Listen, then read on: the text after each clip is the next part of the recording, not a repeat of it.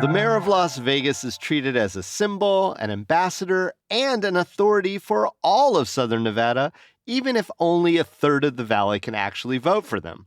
That's why last week we launched a special series called Mayoral Mondays. Episodes will drop, every Monday through early voting with bonuses along the way. Today, we bring the first of 3 conversations with the top polling hopefuls early in the campaign. Up today on CityCast Las Vegas, mayoral candidate Shelley Berkley. Shelley is an attorney who has lived most of her life in Las Vegas. She served in the Nevada Assembly on the Board of Regents and was Las Vegas's representative in Congress for 7 terms between 1999 and 2013. We discuss her return to politics, her views on homelessness and development in the Valley, as well as how things have changed since the old juice days of Las Vegas that she was once in the thick of. Quick note, this episode was recorded on April 15th, days before the latest Badlands development ruling, which went against the city. It's Monday, April 29th. I'm David Figler, and here's what Las Vegas is talking about.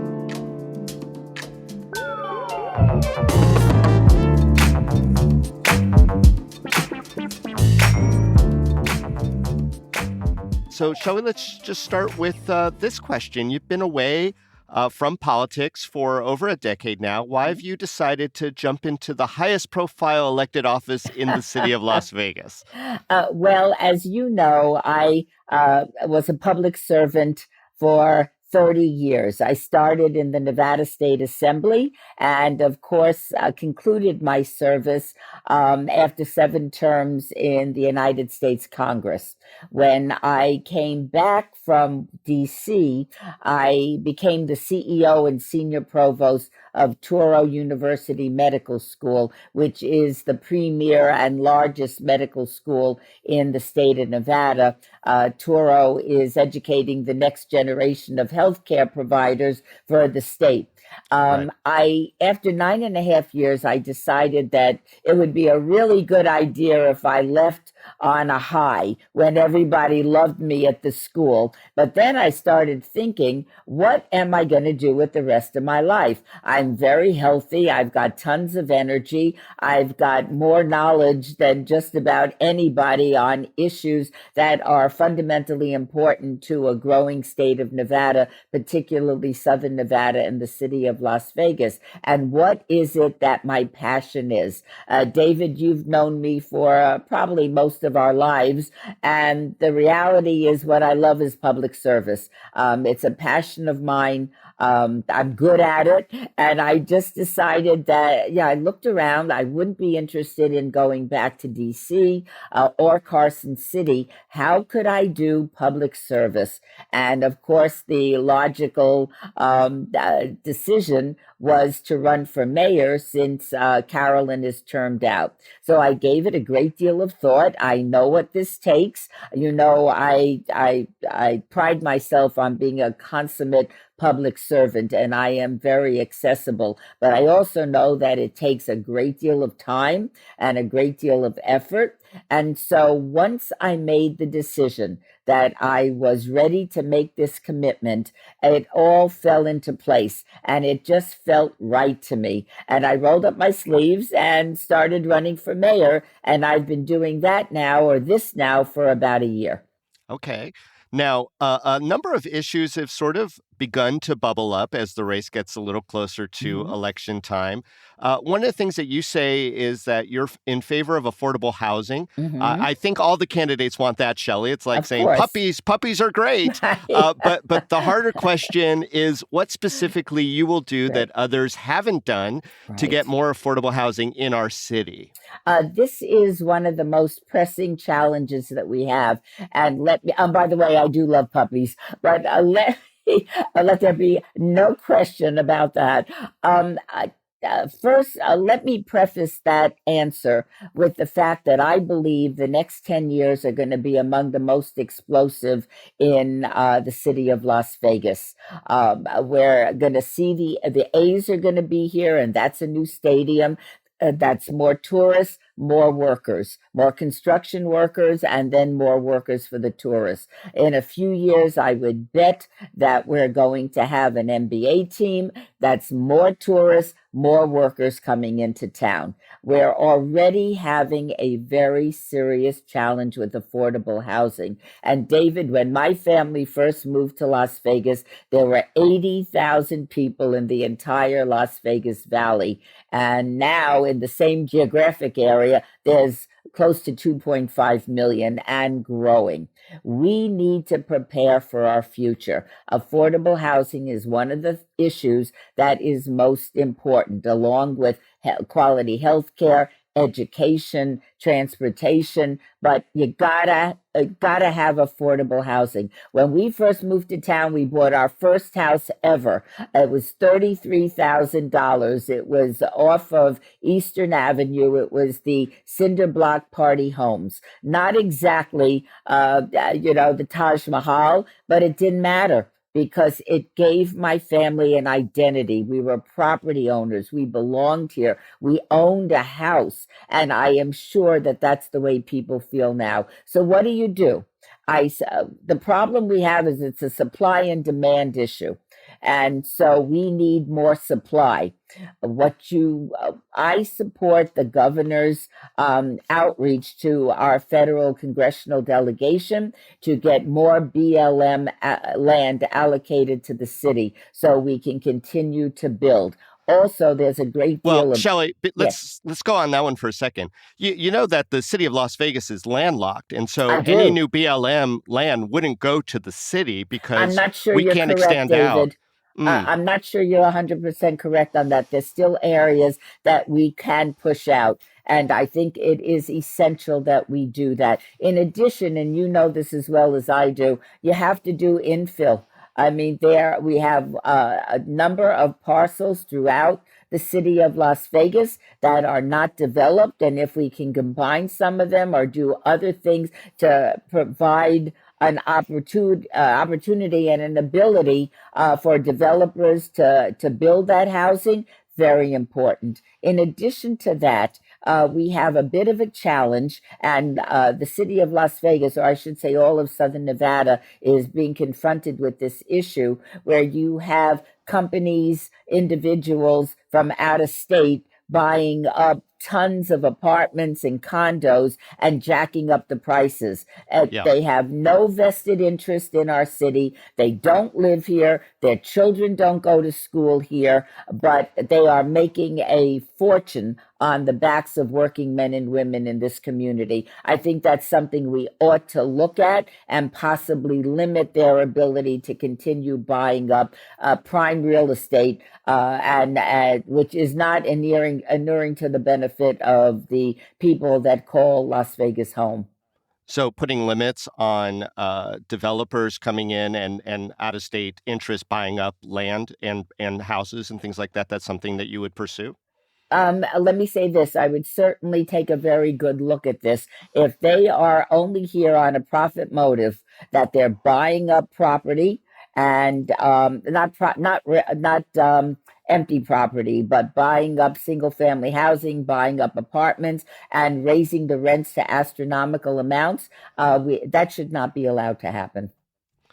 Now, you talk about time when your family moved here. Certainly, my family been here since 1971. Hmm. We were apartment dwellers, but Hmm. now, by most accounts, there's really a crisis of affordable housing. Yes, And by some reports, a family would have to earn $70,000 a year just to afford an apartment, it's let alone a outrageous. house.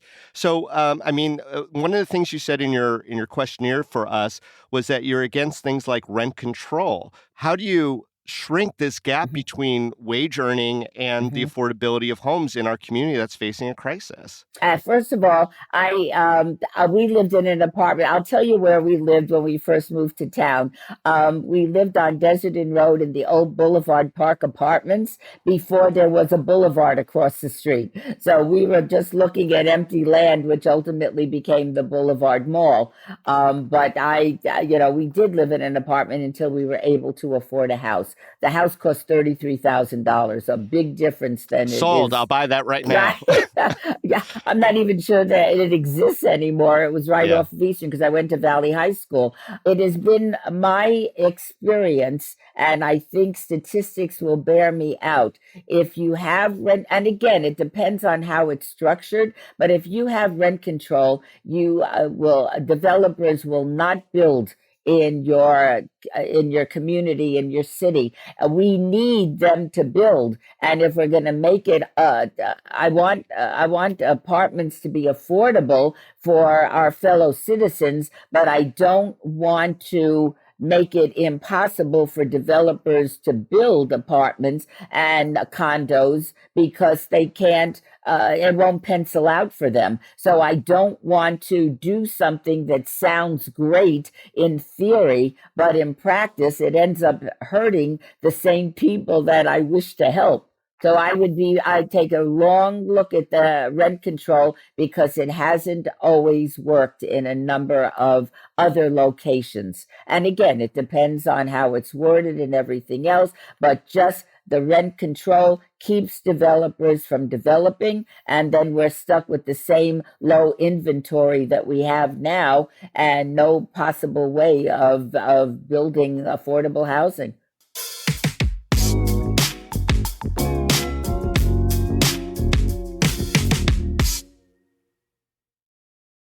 Shelley, another issue that's popped up is Badlands.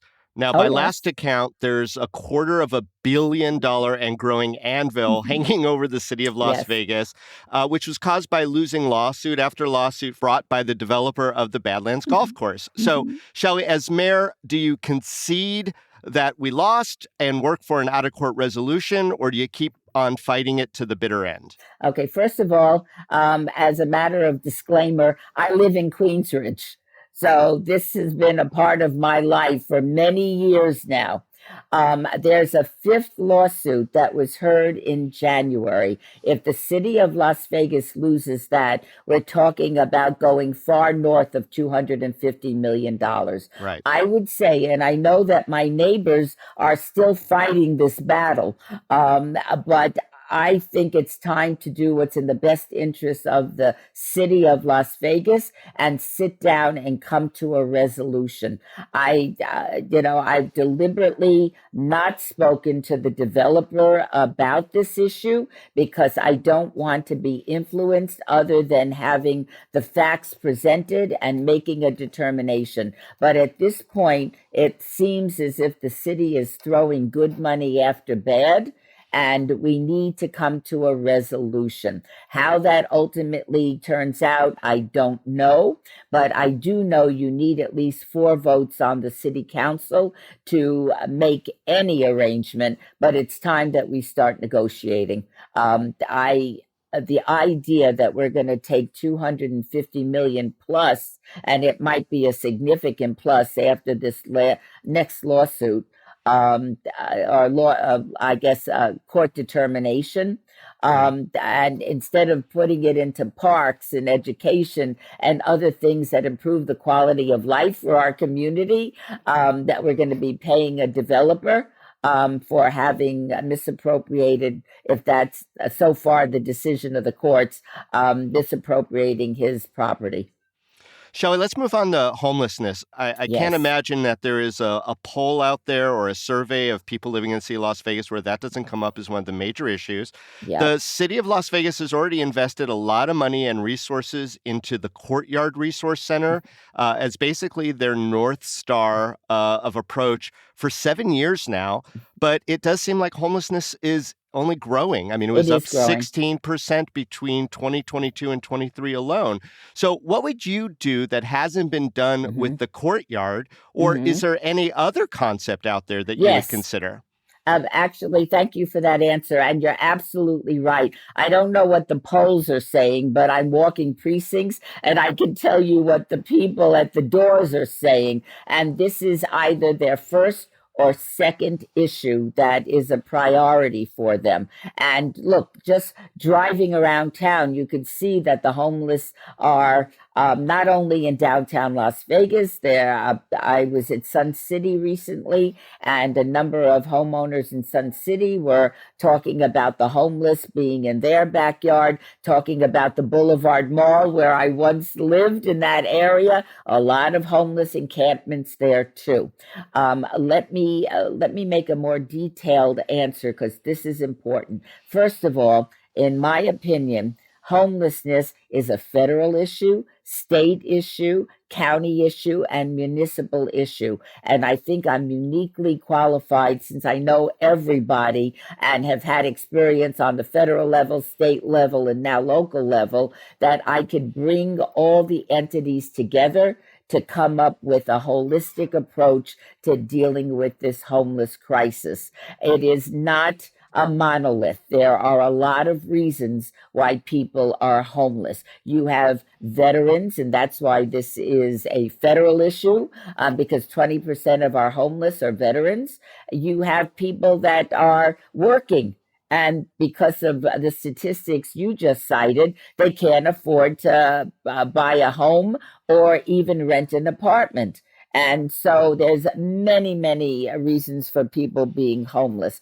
One of my dear friends is the head of the rescue mission. I sat down with her recently, and I go there. I know the rescue mission very well, and they provide a wonderful service for people on the streets. However, when I asked Heather, who runs it, I said, if I had a magic wand, what could I do to help you? She said the city of Las Vegas needs a mental health facility because she's dealing with so many homeless people that have mental health issues, opioid issues, addiction issues. I also work very closely with Deacon Tom at Catholic Charities. Again, Catholic Charities does a remarkable job. Taking care of the homeless. And when I was at Turo, our mobile medical vans were all over downtown Las Vegas, providing basic health care to the homeless population. In addition to that, Vegas Stronger. With Tony Marlin dealing with homeless that have addiction issues, and then of course the courtyard. Now, all of these wonderful organizations are working very hard to help the homeless. But I don't see an organization that is getting the homeless off the streets. As you well know, David, and this is the important punctuation of what we've been talking about. We know the issue exists. We know it's more than just a city issue. It's more than a Nevada issue. However, the legislature appropriated $100 million to deal with the homeless, with the understanding that the resort corridor would come in with another 100 million. I have been talking to, and it seems as though the Wynn Hotel is leading this charge.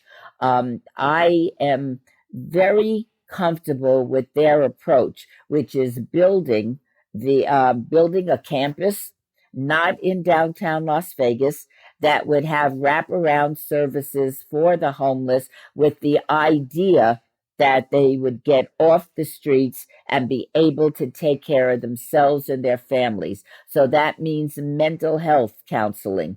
And for some, very serious mental health counseling. It's opioid and addiction counseling.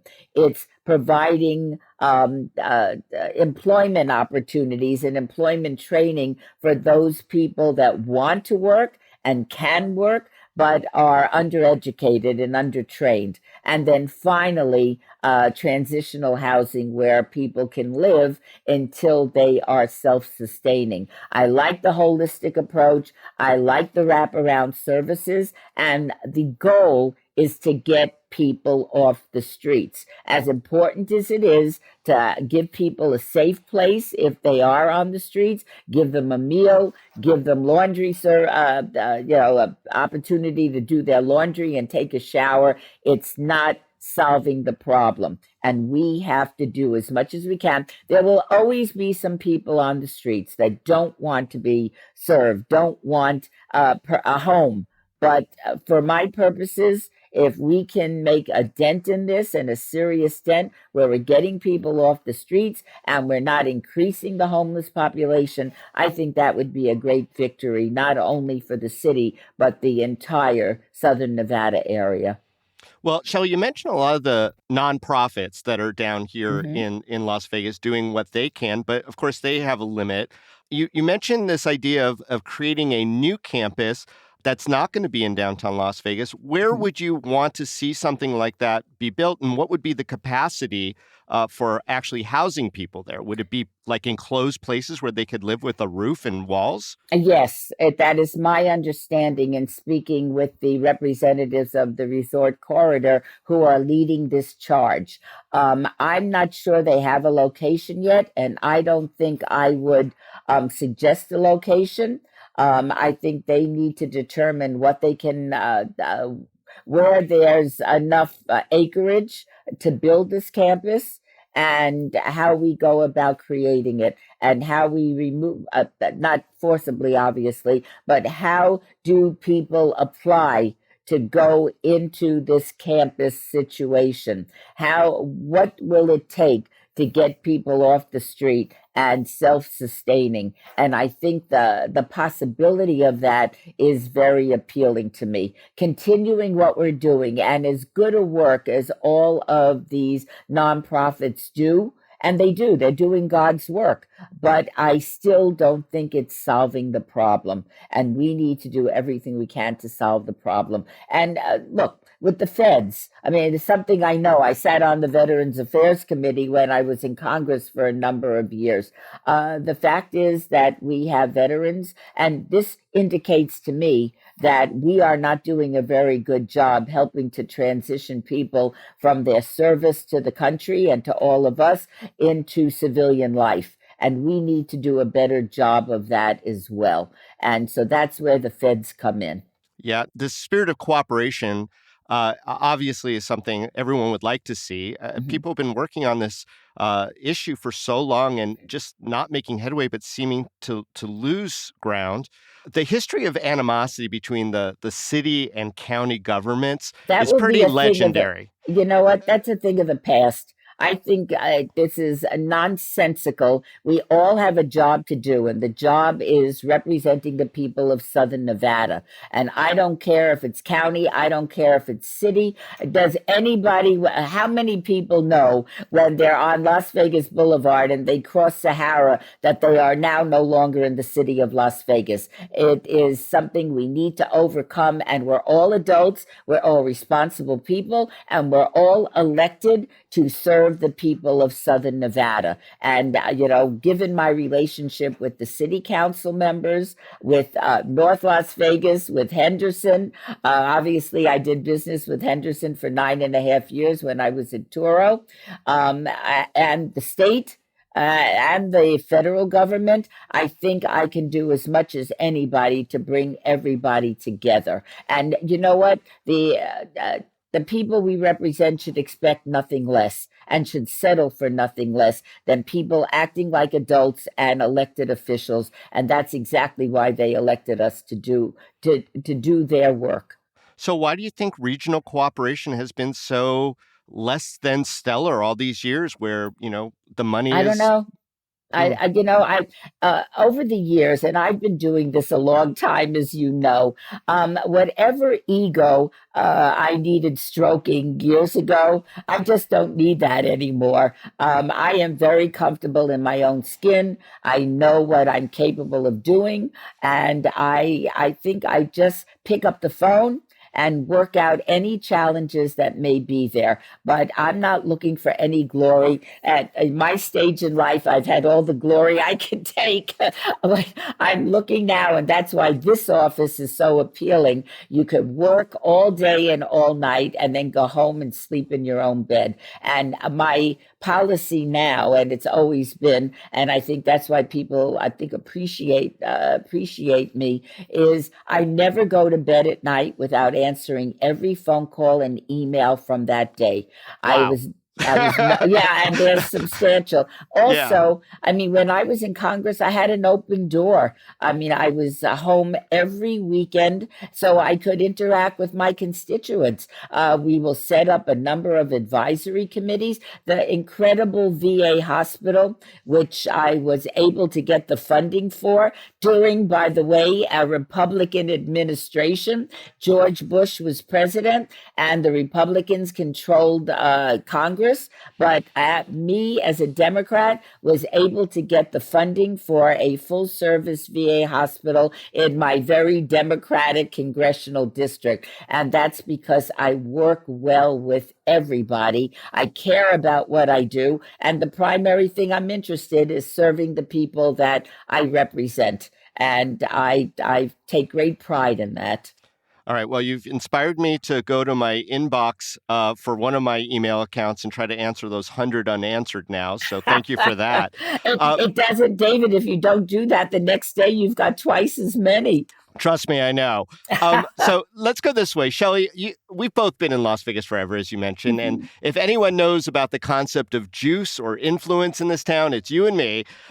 In the past, though, you have been criticized for accepting a version of quid pro quo framework with judges and legislators to get things done. But now we're in 2024. So let me ask you this. Where do juice and campaign contributions and all that fit into the modern landscape of city politics? Well, I have to tell you what I've observed since becoming a candidate. I think there's a lot of pay for play, and I find that very offensive. One of the things I just love about being at my stage in life is that I'm not looking at my next office. I'm not using this as a stepping stone. I've already stepped, and now I'm just here to do pure public service. And you know, my philosophy has always been public service means you serve the public, not the other way around. And I've noticed some pretensions in people in office now, without naming names. Everybody can have their own experiences, but you do your job. And if you think this is about you, you need to get into a different profession, because this is not at all about you. This is about the people that you represent. Well, I mean, it's city of Las Vegas. There's going to Mhm, be people who are considered to have a lot of juice in the city. mhm, A lot of them are developers, mhm, gaming industry, et cetera. mhm. How do you push back on those people who come to the city and say, look, you know how it goes, Shelley. This is how it has to Oh, be. oh. I mean, Yeah, right? That happens. yeah. I'm not making that up. David, I've been doing this for 30 years. You think this is never, I've never encountered this? Look, if a developer has a great plan, I don't care who they are, I'm going to support that. If they have a plan that simply will not work for the city, then they're not going to get their approval. It doesn't matter who they are, it's what they want to do for the benefit of the people that I represent. And the beauty about being mayor is that you're a buffer and a bridge to the people of Las Vegas. You're here to protect those that call Las Vegas home, and you're there to represent them and make a difference in their lives. Does that mean I'm going to agree with everybody all the time? No, but everybody knows they will get a good hearing by me. I want to listen. I want to hear what the plans are. If they're good plans and they benefit the city, you bet I'm going to go to work for them. And again, they can be the most powerful developer in the world or somebody that has a great idea and the financing to do it. If it works for the city, then it works for me. If it's crummy, I don't care if they're the biggest mogul in town. If it doesn't work for the people I represent, then obviously I wouldn't support it. So it does. And again, I'm no longer thinking about my next office. Ooh, if I say no to this person, they're not going to support me next time I run. Well, you remember the criticism, though, back in 97 when you were talking about, well, if we give this elected official's relative a job, we might be able to get some stuff done. Or if we give this judge a campaign Yes. contribution. Those I were mean, people, as you know, I was but working for Sheldon Adelson at the time. yeah. This he was asking these questions, I was giving him the benefit of my knowledge, having lived here. It was completely up to him to decide what to do. And so I feel very comfortable having given the advice I did. Wouldn't necessarily mean I would follow it, but I was acting in the capacity of an attorney. And you give both sides of an issue and let your client make the final determination. So it's just, it's so, first of all, that's so many years ago, I could hardly remember what transpired, but I am very comfortable that I have a lifetime of service to this community and people know it and they respect me for it. I hope, I'm happy to say. All right, let's end this with some fun stuff, Shelley. Your campaign is taking you all over the city of Las Vegas. What's your favorite new place or new to you place in Las Vegas? Oh my goodness. If you go down to the Arts District, it is remarkable. I've been eating on Main Street all the time lately and just loving every restaurant. I've become a great fan of good pie, so I'll probably be 20 pounds heavier at the end of the campaign than I am now. There's housing being built in downtown Las Vegas. And look, it's not housing that would appeal to me. I like a single family house, but the housing, it's remarkable. It's got tons of amenities. You don't have to drive your car around. So it's creating an extraordinary urban environment in downtown Las Vegas. I'm just marveling at everything that I'm seeing. The medical district, and that's something that I'm very familiar with. But how amazing is that? That, not only UMC, but you've got the UNLV Medical School down there. I have a wonderful relationship with the dean, and all of the knowledge I've acquired at Turo, I will be working with the city to ensure that our medical district is second to none for the people of the city of Las Vegas. Very exciting times coming. We're in the middle of them now. I'm just going to give you one last thing really quick and just give me a name. And the name cannot be Goodman or Figler. But as mayor, you can pretty much summon anyone you want for a long lunch. Who is the first person you would ring up to have a long talk about the pulse of the city of Las Vegas? One name. Oh, my mercy, me. No, I can't give you one name. And I'm doing it now. Todd Marshall, Steve Molaski, Jay Dapper, Sam Cherry. They all have the Fine Boys. I mean, they're building, they're developing, and their projects are beautiful. I'm so excited and inspired by these people. They're recreating the city I grew up in and turning it into a place that we could all be proud of. And David, I have a gaming background, which if you're going to represent Vegas, you ought to know something about its major industry. But also for the last 10 years, I was on the Las Vegas Global Economic Alliance Board of Directors. And the mission of that organization is to bring in new businesses that are energy and water efficient with good paying jobs. And much as I love the gaming industry, I've been a proponent for many, many decades now of diversifying our economy because we shouldn't be completely reliant on one industry. So I think the world, with the expression, the world's my oyster, I think Las Vegas is the world and it's going to be just remarkable. It's a wonderful, it was a great place for us to grow up. I loved every minute of it. Now there will have been 4 generations of my family calling Las Vegas home. How great is that? Shelley Berkley, thanks again for joining us on CityCast Las Vegas. David, always a pleasure. Thanks a lot.